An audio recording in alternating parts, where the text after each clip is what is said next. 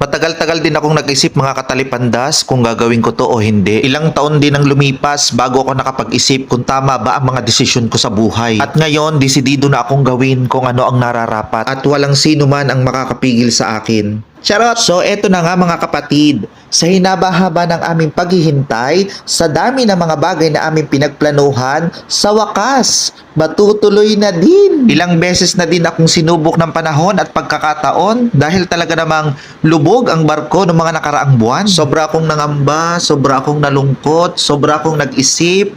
Hindi ko alam kung tutuloy ba ako o hindi. Pero sa awa ng Diyos mga be, eto na talaga. Wala nang atrasan to. At talaga namang wala nang atrasan mga be kasi confirm booking na. Kaya naman hindi ko mapigilang kumanta ng All my bags are packed and I'm ready to go. Subaybayan niyo ako mga kapatid sa aking part 2. Kaya naman follow for more.